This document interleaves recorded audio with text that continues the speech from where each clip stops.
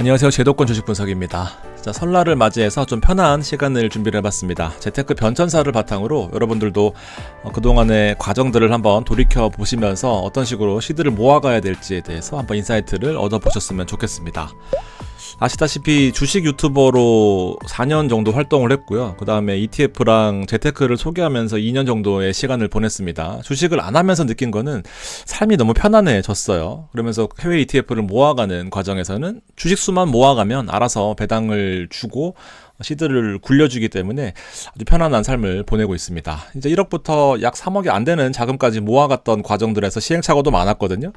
CMA부터 시작해서 ETF까지 소개하는 유튜버가 되기까지 저도 많은 시행착오를 겪었습니다.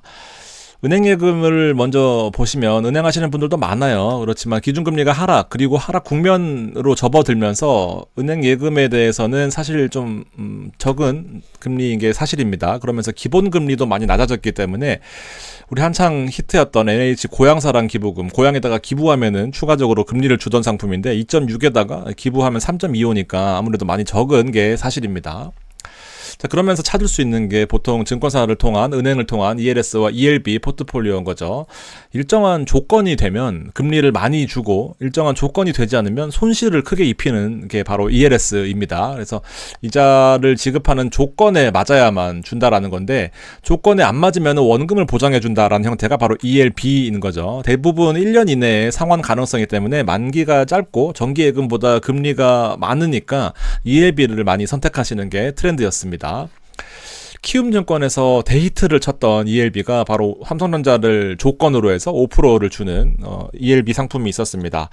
이 당시에는 원래 ISA라는 조건이 없었을 때도 있었거든요. 그 당시에 제가 기억이 나는데 이거 완판되고 막 기다리고 그랬었습니다. 그랬더니 얘네들이 똑똑하게 ISA에만 이제 조건을 주면서 5% 금리를 주는 거거든요. 조건에 맞으면 5%고요. 조건에 맞으면 5.01%고요. 조건에 안 맞으면 5%였습니다. 그러니까 무조건 5%는 확정되어 있는 거고 만기도 짧았고요. 만기가 조금 길다 싶으면은 6개월이면 4.1 이렇게 줬었습니다. 자, 그러면서 이게 히트를 하도 치다 보니까 지금도 있나 살펴봤더니 지금도 있어요. 사회 초년생 전용인데 나이가 맞아야 됩니다. 39세까지인가 29세까지인가 뭐 정확히 제가 까먹었는데 아무튼 5%를 주는 상품이 있습니다. 그래서 만기가 1년이니까 한번 보시면 좋겠고요. ISA 전용도 아직도 있더라고요. 만기가 6개월이고 5%입니다. 조건이 어떤 조건인지를 살펴보면은요, 이런 겁니다. 뭐 지금 정확히 지난 거긴 한데 똑같은 조건이에요.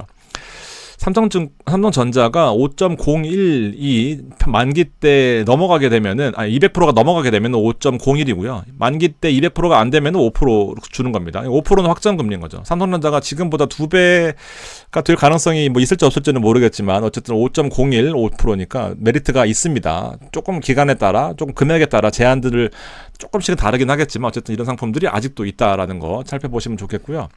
그다음에 ELS는 엄청 공격적으로 라인업이 많이 있었습니다. 테슬라와 AMD를 바탕으로 28.0인데요. 이 당시에 제가 테슬라를 바탕으로 된 ELS를 많이 소개를 시켜드렸고 실제로 상환됐다라고 하시는 분들도 많았어요. 왜냐하면 이 당시에 테슬라가 200불 대였거든요. 지금 400불이잖아요. 그러니까 대부분 다 조기 상환되는 거죠. 근데 지금은 하이 엑시트라는 게 또 추가가 됐더라고요. 56.04입니다. 만기가 2년이거든요. 근데 여기서 상환이 안 되고 조건이 계속 안 맞으면은 중간에 상환이 안 되고 연장 되면서 금리는 늘어나는 그런 구조인 건데 만기 때 무려 56.04입니다. 그러니까 이 상환 안 되고 하다가 그러니까 가격이 쭉 빠졌다가 만기 때 폭등해서 100% 이상에 있으면 처음 설정했던 것보다 100% 이상에 있으면 56%를 주겠다라는 거거든요. 하시는 분이 과연 있을까 싶은데 이런 트렌드를 왜냐하면 ELS 요새 안 하시잖아요. 그러니까 이런 상품이 또 있다라는 겁니다. 최근에 ELS 시장은 많이 죽었어요. 그리고 제가 하나 설명드렸던 게 이런 거는 괜찮습니다. 지금도 있는데 해지 형태로 이용을 하시는 거예요. S&P가 5% 정도 빠지면은 8.9%를 지급해주는 형태입니다. 해지 형태로 제가 쓰라고 지난번에도 말씀을 많이 드렸었는데 주식이 오를 때는 원금을 줍니다. 주식이 빠지면은 5%, S&P 지수가 5% 빠지면은 8.9%를 주는 거예요. 여러분들 해지 안 하시잖아요. 주식을 그냥 무조건 앞으로 가자 롱만 보시다 보니까 이런 상품의 형태로 제가 설명을 좀 드렸었는데, 지금 보시면 관찰일 총 4번의 기회를 줍니다. 기간은 좀 다를 거예요. 여러분들이 가입하시는 기간에 1년 동안 나누기 4해서 분기마다 5%가 빠졌는지 안 빠졌는지를 체크를 하는데, 5% 이상 하락하면 원금이 보장되면서 8.9%를 준다라는 개념입니다. 그래서 S&P가 좀 이렇게 조정받을 때가 있으니까 이럴 때 8.9% 받는 상품이 있는데, 하락에 대한 방어도 한다라는 측면에서 많이들 사용하시는 전략입니다. 제가 그 당시에는 이렇게 시뮬레이션 도표까지도 참고해서 이렇게 뭐 확률이 어떻고 다 했었던 것 같은데요. S&P의 변동성 20%라는 것도 있네요. 위로 20% 빠지고 아래로 20% 빠지는데, 지금은 더 많이 올랐기 때문에 아마 변동성이 더 커졌을 것 같다라는 생각입니다. 그렇죠. 실제로 보면은 미국 주식 SPY를 여러분들이 보유하시는 분들이 많다 보니까 5% 상승 시에는 5% 수익이긴 한데, 5% 빠지면은 8.9% 수익 나는 이 ELS 형태를 좀 보시면 되는데, 자, 근데 현재는 채권도 있고요. 금도 있고 커버드 콜로서 하방을 방어해주면서 이자를 또 한 10% 가까이 주는 상품들도 많이 있기 때문에, 자, 사실 뭐 그 당시에는 이런 상품들이 막 활성화되지는 않았었거든요. 그래서 좀 참고만 해보시면 좋겠습니다. 자, 그리고 CMA의 발행엄도 제가 정말 발행엄 치면 지금도 나오는지 모르겠지만 예전에는 메뉴에 올라왔을 정도로 아마 인기가 많았었고, 그 당시에 제가 실제 계좌도 보여드리면서 CMA에 대한 얘기를 많이 들었었는데, 예전에 증권사 CMA는 무조건 일복리였습니다. 매일매일 이자를 주는. 근데 지금은 약간씩 말장난을 치면서 월로 이자를 주거나, 그러니까 매일 이자가 붙긴 하는데 월로 지급이 되면서 이제 월복리가 되는 거죠. 조금 이제 말장난 치는 증권사들도 있으니까 여러분들 한번 체크를 해보시면 좋습니다. 3.55였어요. 금리가 높았죠, 이 당시에는. 근데 기준금리가 떨어지면서 마찬가지 CMA 금리도 지금 많이 떨어졌습니다. 다울투자증권은 증권사 신용등급이 낮기 때문에 더 많이 줘야 되거든요. 근데도 낮아요. 대부분 증권사 CMA가 금리가 많이 떨어졌습니다. 이 당시에 미래에셋에서 그냥 만들기만 해도 3.55를 줬거든요. 1,000만원까지 3.55고 1,000만원이 넘어가면 3% 줬으니까 적지 않았거든요. 매일매일 이자 붙는 형태로서. 그 당시에 3.55였고 CMA 다올이 3.45였고 유진 같은 이제 소형 증권사들은 이자를 많이 줬었어야 됐었습니다. 근데 지금 보면 다 떨어졌어요. 그러면서 이 미래에셋 CMA RP는 여러 가지 혜택도 많거든요. 뭐 포인트를 많이 준다거나, 지금도 있긴 한데 금리가 3.05까지 떨어졌습니다. 1,000만 원 정도를 생활비 통장으로 쓰시기에는 뭐 그렇게 나쁜 금리는 아니다라고 보여집니다. 가장 높은 금리를 주고 있어요. 자, 그러면서 예전에는 특판도 많았거든요. 근데 지금은 특판이 거의 전멸 상태입니다. 특판 안에도 ISA 그다음에 연금 계좌 많이 하시니까 굳이 특판을 위해서 이렇게 하시는 분들 별로 없다라는 겁니다. 이때 6%도 주고 막 그랬습니다. 물론 한도는 있긴 한데 어쨌든 6% 주는 특판도 있었고, 어린이는 7% 주는 이런 특판도 있었고, 그다음에 KB에서는 6개월 동안 5% 1,000만 원까지 주는 이런 혜택도 있었는데, 지금은 이런 혜택이 다 없어졌습니다. 특판들이 없어졌어요. 자, 그리고 발행어음, 한창 히트 쳤었던 발행어음이 한투가 독보적이었습니다. 4.85 금리를 줬었어요. 적립식으로 월 한도가 1,000만 원이었기 때문에 1억 2천까지 불리기에는 정말 발행어음이 최고의 금융상품이었습니다. 자, 우리가 지금 ETF 주식 하고 있지만 사실상 이 아래로도 크게 뚫려 있기 때문에 상방 하방이 크게 움직인다는 측면에서 이 안정적으로 4.85는 엄청 메리트가 있었거든요. 또 은행 예금하시는 분들한테는. 자, 근데 이때 발행어음이 어떤 상품이냐, 1년 이내에 만기를 바탕으로 개인과 법인이 가입이 가능한데 증권사가 원금을 보장해주는 형태였죠. 그래서 아무 증권사나 할 수는 없고 우리나라에서 대표적으로 이 4개 증권사만 가능했었습니다. 이 당시에 7월 달이었네요. 금리가 높았어요. 4.5, 4.85, 수시만 하더라도 2.9, 3.2 이렇게 줬었습니다. 자, 근데 지금 보면 이 당시에 금리가 3.15였어요. 그러니까 매일매일 원금에 대해 3.15의 금리를 준다라는 거였죠. 자, 제가 그때 왜 발행업을 했냐면 실제로 1억 정도 어설픈다기보다는 이게 애매한 금액을 투자하기에는 또 좀 약간 고려되는 부분들이 많았거든요. 근데 이때 KB에서 5% 금리를 주는 발행업이 나왔었습니다. 엄청 났었죠. 이때 히트였습니다. 이제 그랬더니 한 2달 있다가 없애버렸어요. 그러면서 금리를 최대한 떨어뜨리고 이때 1억 정도를 굴릴 때 3%의 수익률을 바탕으로 한 수시 발행업을 제가 했었었는데, 금리가 매일매일 이자가 붙는 거예요. 늘어나면서. 근데 3%밖에 안 되니까 이게 또 고민이 되는 거죠. 원래 이게 5%짜리였거든요. 물론 적립식이 아니라 거치식이긴 했지만, 근데 이 매일매일 이자가 붙는다라는 것에 대해서 복리를 이때 느낀 거죠. 그래서 이때 당시에 이제 실제 이자를 지급하는 형태로서 제가 발행원을 소개시켜드렸었고, 시뮬레이션을 해봤습니다. 이때부터 엑셀에 대해서, 그리고 발행원에 대해서, 그리고 주식하다가 좀 미래가 불확실한 게 있잖아요. 저도 많이 털렸거든요. 그런데 이렇게 이자가 붙는 형태로서 시뮬레이션을 해보니까 뭐 적지만 이자 계속 붙는 거예요. 그래서 한 달 동안에 이 시뮬레이션을 해보고 이게 복리구나라고 책에서만 보던 것을 실제로 느끼기도 했었고, 매일 금리가 들어온다라는 것에 대해서, 이자가 들어온다라는 것에 대해서 좀 충격을 받았었습니다. 그래서 요때 지금 현재 시점에서 25년 1월 시점에서 한투 발행엄이 무조건 제일 좋아요. 나머지는 볼 필요도 없습니다. 예전에는 KB가 좋았거든요. 근데 지금 KB가 제일 안 좋습니다. 한투 발행엄 같은 경우에 수신이 2.75예요. 아무래도 이 기준금리 인하만큼 떨어지긴 했습니다. 그렇지만 4.65거든요. 1,000만 원까지 여러분들이 월에 적립하실 수 있다라고 한다면은 뭐 굳이 좀 위험한 ETF나 이런 것들보다도 매달 4.65씩 금리를 받는다라고 생각하시고, 그러니까 연에 4.65니까 1,000만 원씩 한도에 1년 넣고 나면은 4.65를 준다라는 겁니다. 근데 수시는 2.75니까 좀 작긴 해요. 이거 약간 애매합니다. 기간 따라 다르니까 여러분들이 혹시나 3.35의 금리 혹은 3.55의 금리가 마음에 든다 하시면은 6개월 만기짜리 가입하시면 되고, 그다음에 9개월짜리 만기를 가입하시면 되고, 그다음에 1년은 3.6인데 뭐 굳이 하시지 말고 요렇게도 하실 수 있다라는 겁니다. 발행엄은 원금 손실은 거의 없습니다. 한투가 망하면은 손실을 볼 수 있는 가능성이 있는 건데, 그렇게 될 가능성은 많이 낮다라는 거죠. 하여튼 요렇게까지 원금 보장형 ETF였고요. 그래서 제가 복리에 눈을 뜨고 복리 ETF를 찾아보다가 결국 한 게 이제 슈드였습니다. 슈드는 알고는 있었는데 이렇게까지 좋은 상품인지는 몰랐던 거죠. 자, 이 당시에는 슈드에 대한 이해도가 높진 않았습니다. 그래서 지금 보면 이렇게 요 차트만 맨날 보여드렸던 기억이 나요. 요렇게 올라가는 거. 그러니까 이게 배당금인데 배당금이 매년 증가한다라는 거죠. 수익률은 움직이긴 해요. 가격이 높으면은 시가 배당률이라고 하는 실제 배당에 대한 원금의 그 비율은 낮아지기는 하죠. 근데 말고 배당금 자체는 계속 매년 성장하더라라는 게 포인트였습니다. 이 당시에 3.53이었고요.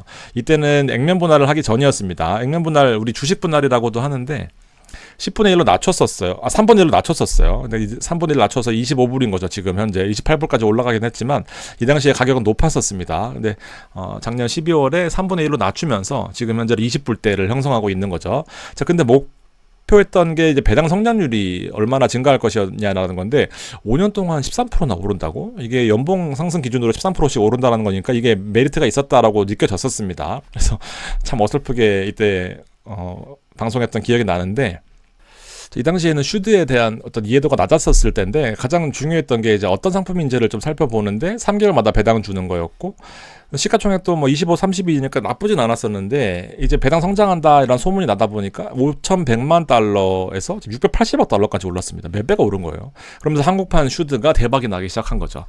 1년 동안에 10% 오른다라고 되어 있긴 한데 주가는 그렇다 치더라도 배당금과 배당이 성장한다라는 것에 포커스가 맞춰져 있었습니다.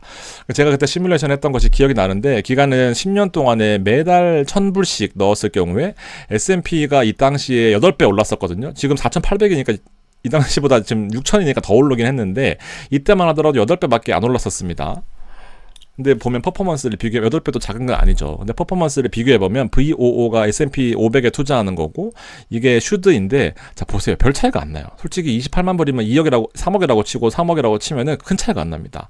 그래서 S&P 8배 상승과 슈드를 적립식으로 모아가는 것에 대해서 확신을 얻기 시작했던 거죠. 그러면서 포트폴리오에서 슈드를 좀 고민을 하게 됩니다.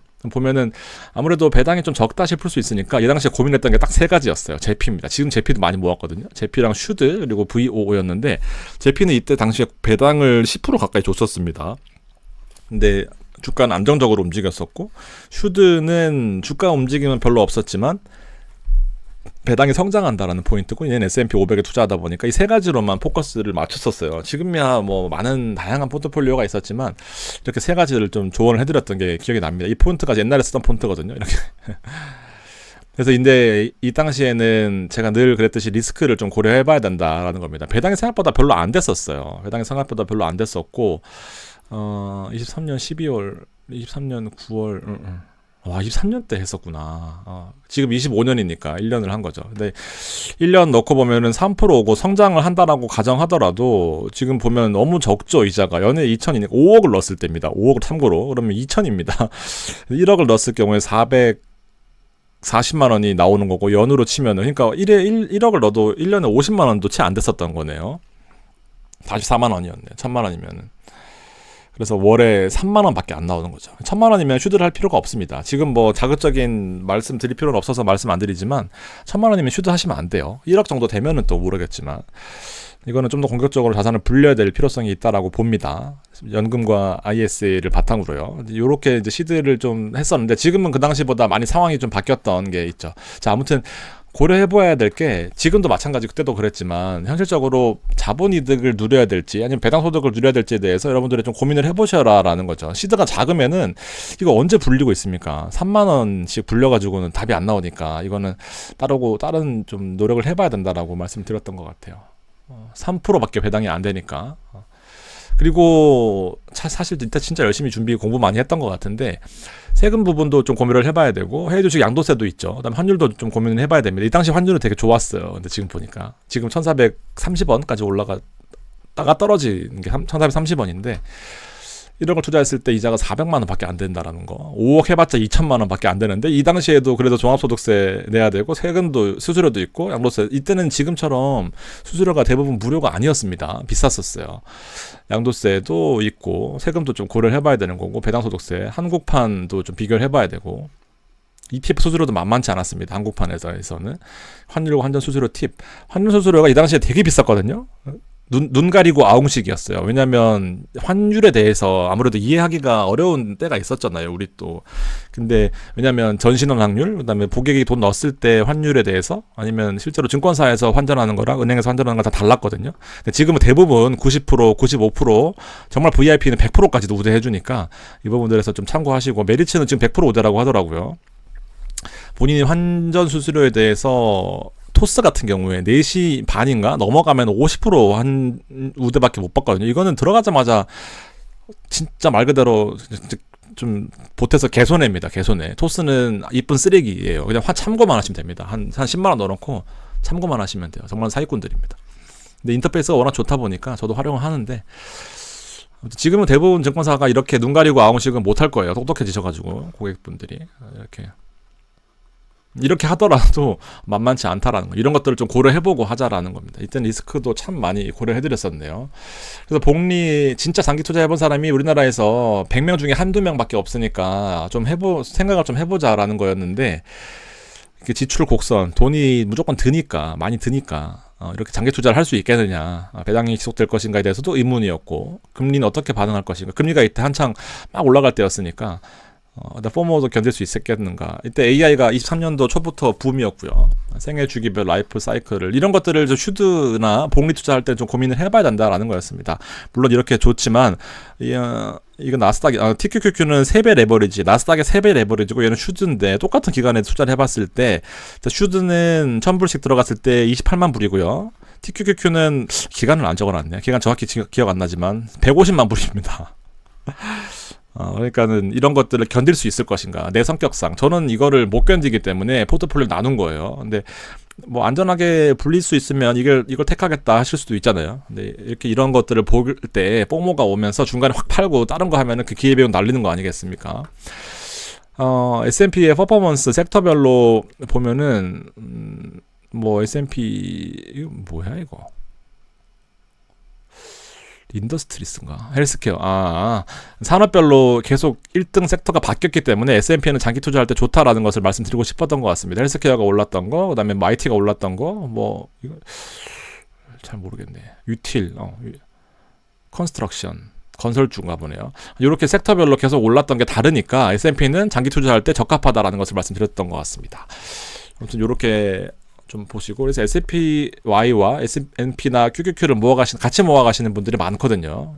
모아간다라는 게 사실 어려운 내용이면서 되게 쉬운 내용인데, 모아간다라는 게 우리 국내 주식만 투자하신다라고 하는 건 삼성전자를 꾸준히 모아간다 이런 분 잘 없잖아요. 올라가면 팔아야지 뭐 이렇게 하시는 분들인데, ETF는 이 접근 방법 자체가 다른 것이 슈드랑 QQQ를 모아간다라고 표현하잖아요. 그러니까 모아가면은 나중에 지수가 올라갔을 때 알아서 이제 불려준다라는 그런 의미인 건데 하이닉스를 좀 모아가 보자 이런 분들 잘 없잖아요. 그러니까 아예 투자 개념 자체를 바꿔준 되게 좋은 고마운 소중한 존재인 것 같습니다. 어쨌든 제가 늘 강조드리는 건데 전 진짜 웃긴 거긴 하지만 소득 자체가 좀 적으면은 이게 파이낸셜 인컴으로 바뀌기가 쉽지 않아요. 경제적 자유를 되게 싫어하는 이유 중에 하나가 경제적 자유를 얻고 싶다 하시면서 월에 200만 원, 300만 원 벌면서 재테크 해봤자 거기서 거기입니다. 여러분 솔직하게 말씀드려서 1000만 원씩 벌어도 쉽지 않아요. 그래서 늘 이제 레이버 인컴을 좀 강조를 하는데 이건 알아서 굴려주긴다고 하지만 알아서 굴릴 수준만큼은 올라와야 되거든요. 시드 자체가. 그래서 저도 열심히 설날 때도 쉬지 않고 일을 하는 건데 레이버 인컴에 대해서 고민을 많이 해보셔야 될 것 같고요. 이렇게 있는데 타이밍이다. 결국 이런 타이밍을 여러분들이 잘 못 맞추기 때문에 그냥 계속해서 모아가자라는 건데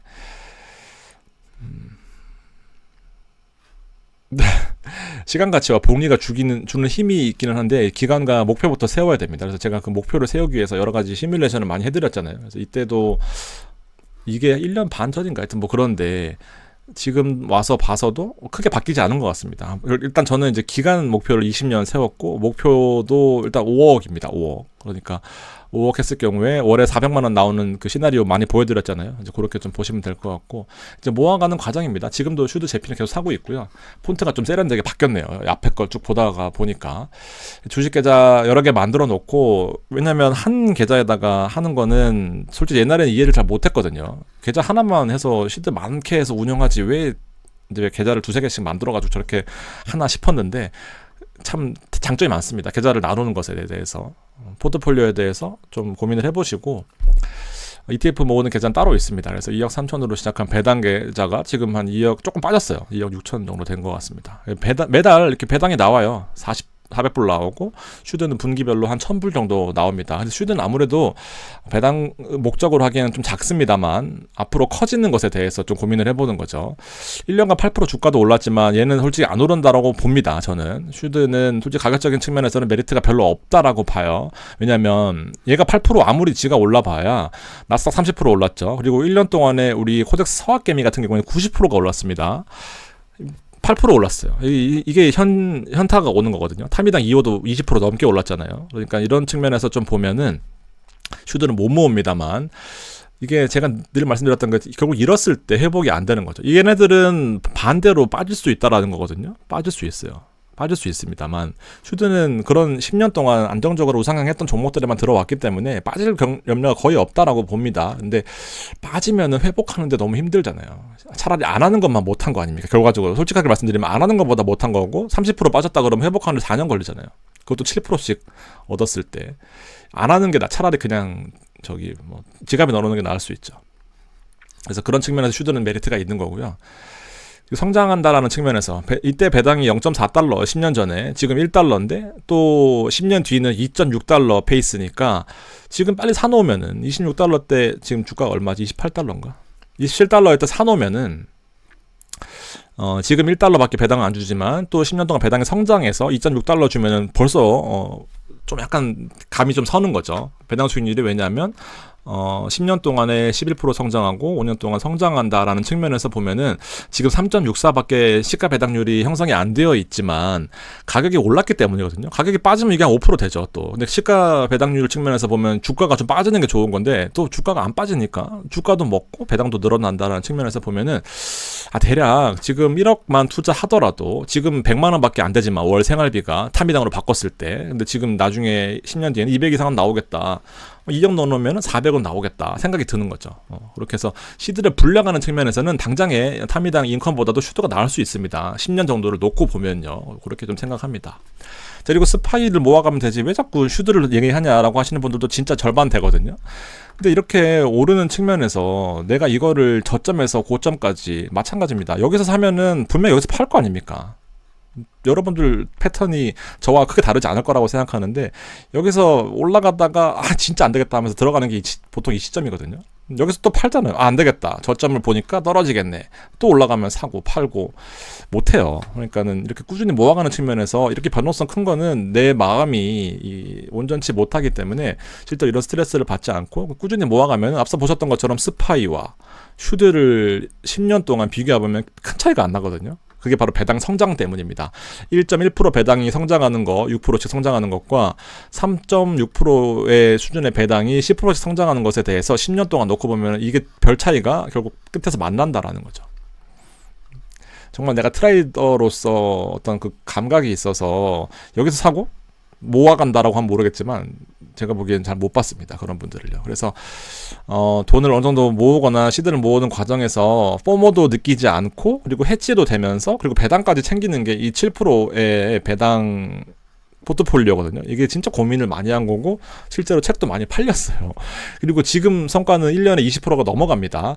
리츠랑 배당 귀족이 하방을 바치고 미국 배당 시리즈가 성장을 책임지면서 이 커버드 콜이 배당을 주는데 얘네들이 올라가면 얘가 빠지고요.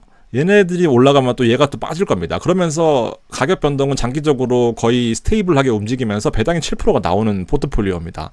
진짜 제가 생각해도 정말 부끄럽지 않은 그런 포트폴리오인 것 같아요. 이렇게 7%를 바탕으로 한 사람들이 도움이 될 수도 있고 시드를 모아가는 과정이나 아니면 배당, 은퇴 소득자들도 이게 또 7% 정도 받으면은 1억이면 한 70만 원씩 나오니까 또 메리트가 또 있는 거죠. 그래서 하방 방어력도 있고 공격적인 측면에서도 중립적인 측면에서 좀 메리트가 있는 포트폴리오가 아닐까 생각됩니다. 이건 거의 뭐 제가 공짜로 계속 드리는 거니까 여러분들이 한번 해보시면 좋고 리츠가 빠졌는데 리츠 놀리셔도 좋아요. 그렇지만 이 포트폴리오가 다 올라갔으니까 이렇게 하방을 또 방어해 주는 겁니다. 나중에 얘가 올라가잖아요. 그러면 또 얘들 떨어질 거예요. 그래서 하방과 상방을 적절하게 섞은 것이 바로 이런 포트폴리오 구축에 대해서 좀 고민을 해보게 된 거죠. 저도 1년 동안 많이 발전한 것 같습니다. 지금 생각해보면. 슈드 표준 편차는 1월까지 3년 동안 놓고 봤을 때 0.93인데 이걸 10년 동안 놓고 보면 또 0.7 정도 돼요. 표준 편차도 작고요. S&P보다도 훨씬 안정적인 모습을 보여주고 있는 건데 여러분들이 모아가시는 측면에서 5년 동안 주가가 대략 한 8%씩 올랐네요. 또 심지어 가격 변동이 조금씩은 또 있다라는 것인데 이렇게 안정적인 측면에서 보면 이 엔비디아 같은 거 여러분들 많이 좋아하시지만 표준 편차가 3.21입니다. 기본적으로 3배, 4배 가까이 더 움직이잖아요. 그래서 엔비디아를 투자하시는 분들은 이 왕관의 무게를 견디셔야 됩니다. 하루에 4%씩 움직인다라는 거. 시드가 작은 분들은 엔비디아의 신화를 이룬 분들이 많아요. 근데 10억씩 넣고 100억씩 만드는 분들은 없어도 1억씩 넣고 하시는 분들이 많은 이유가 자산이 커지면 이렇게 5%씩 빠지는 건 못 버팁니다. 그래서 그게 정말 대박을 꿈꾸는 분들은 인생을 건 분들 말고는 이렇게 대박이 난 분들이 별로 없는데 시드가 작을 때는 또 이런 것들도 엔비디아 같은 개별주도 투자를 하셔야 되겠죠. 10% 이내에 추천합니다. 왕관의 무게를 견딜 수 있는 분들 대부분 이렇게 우상향할 때 이렇게 움직이는 것에 대해서 다 털려요. 절대 많이 없습니다. 10명 중에 1명 있으면 잘 나온 겁니다. 그래서 저는 요 중간에서 제피를 또 모으고 있는 거거든요. 제피도 변동성이 정말 안정적이죠. 근데 배당이 12%까지 나오다가 지금 7%인데 이게 바로 액티브의 장점이 아닌가 싶어요. 액티브는 주가 상승도 추구하면서 배당도 알아서 비율을 효율적으로 조정한다라는 건데 액티브에 또 메리트가 있습니다. 주가도 많이 오르고요. 배당도 적절하게 잘 나오다 보니까 여러분들 제피도 많이 고려해 보시고 한국판 제피라고 해서 코덱스 미국 배당 액티브 커버드 콜이 있거든요. 근데 걔는 조금 다르긴 합니다. 제가 그건 다음 방송에서 메리트가 정말 엄청나게 있는 그 상품에 대해서 한번 리뷰를 해드릴 테니까 한번 보시고요. 그래서 국내 미국 배당 시리즈까지 지금 소개를 시켜드린 이 과정까지 왔습니다. 저도 참 먼 길을 돌아왔습니다. 그래서 보면 타이거와 코덱스, 라이즈, 에이스 같은 우리나라 1, 2, 3, 4위의 운용사들이 각각의 장점을 바탕으로 지금 계속해서 좋은 상품들을 내놓고 있잖아요. 그래서 리브랜딩도 고민이 많을 거고 점유율이 떨어지는 라이즈 같은 것도 있을 텐데 결국 경쟁력 있는 상품들을 계속해서 만든다라는 겁니다. 에이스가 지금 라이즈를 뚫고 올라오려고 하는 와중에 지금 에이스의 주력 상품들은 채권이거든요. 그러면 테슬라와 엔비디아의 밸류체인 한 종목만 투자하시는 분들에 대해서 좀 부담스러운 측면이 있다 보니까 이 테슬라에 관련된 위성 종목들을 다 같이 투자하는 것들, 엔비디아 마찬가지고요. 이런 것들이 많이 나오고 있고 타이거는 전통적으로 파킹 ETF랑 미국 배당 커버드 콜이 흥행하면서 타이거는 독보적인 위치를 좀 구축하고 있는 상황인 거고 코덱스도 원래 국내 시장에선 최강자였습니다. 근데 지금 액티브 커버드 콜이 흥행이 조금 이제 부족한 면이 있어서 타미당보다 솔직히 이 코덱스 커버드 콜이 훨씬 좋아요. 제가 이건 다음 시간에 좀 마음먹고 한번 준비해 보겠습니다. 라이즈는 조금 이제 쉽지 않은 길을 걷는 것 같은데, 아무튼 선택하기에 따라서 여러분들도 투자하는 포트폴리오를 다양화할 수 있는 좋은 그런 시대에 살고 있는 거죠. 저도 마찬가지고요. 그래서 요렇게 포트폴리오를 저는 늘 고민을 하거든요. 시장이 조금 흔들리거나 고점에서 약간 저항받는다라고 느꼈을 때 이런 단기채들 시가총액 3조나 되니까 사람들이 많이 찾는다라는 거예요. 3%밖에 배당 수익률을 금리를 주지 않다 보니까 나스닥과 배당 시리즈를 적절하게 섞어서 성장과 배당 그리고 안정을 섞은 포트폴리오 보면은 1년 동안 대략 한 70%에서 나누기 3하면은 대략 한 20% 정도잖아요. 그래서 환율 빼면은 한 10% 정도 수익률을 추구하는 건데, 얘네들이 빠질 수 있으니까 서로 해지하는 역할을 할 수 있는 상품들로 이렇게 좀 포트폴리오를 짜서 나누는 거죠. 하나만 투자하기엔 좀 부담스러운 측면이 있잖아요. 자, 그러면서 미국 투자를 할 때 가장 핵심적인 또 아픈 부분 중에 하나가 환율입니다. 환율이 고점에서 하신 분들은 지금 1430원까지 내려왔을 때 2-3% 손실 보는 거거든요. 근데 환율에 너무 고민하지 마시고, 환율은 아무도 모르잖아요. 그래서 이렇게 생각만 하시고 1350원까지 떨어지면은 고점 대비해서 한 6% 빠지는 거구나. 이렇게 되면 적절하게 나눠서 사시면서 이런 타겟 환율을 좀 고민을 해보시는 것도 메리트가 있을 것 같습니다. 그래서 고려해야 될 부분들이 많이는 있지만 많이 있는데 잘 생각을 좀 해보시면서 투자를 하셔야 되지 않겠나 생각이 들어요. 빅테크들도 좋지만 여러분들도 저와 같이 천천히 이렇게 어느 정도 목표치를 높게 세우는 것보다 잃지 않는다는 전략으로 이렇게 이 고민 자체가 잃지 않는 전략이거든요, 사실상. 저도 엔비디아 몰빵하고 싶죠. 빨리 슈퍼 봐서 빨리 저기 한강뷰로 아파트로 이사가고 싶습니다만, 그게 현실은 막상 투자해보면 내가 고점이 확률이 높잖아요. 그래서 안전하게 들어가시는 부분들에 대해서 좀 고민을 해보시면 좋겠습니다. 네, 오늘 방송 여기까지고요. 또 편하게 들어주신 만큼 편하게 했는데 마무리가 안 되네. 새해 복 많이 받으시고요. 다음 방송에서 또 뵙도록 하겠습니다. 고맙습니다.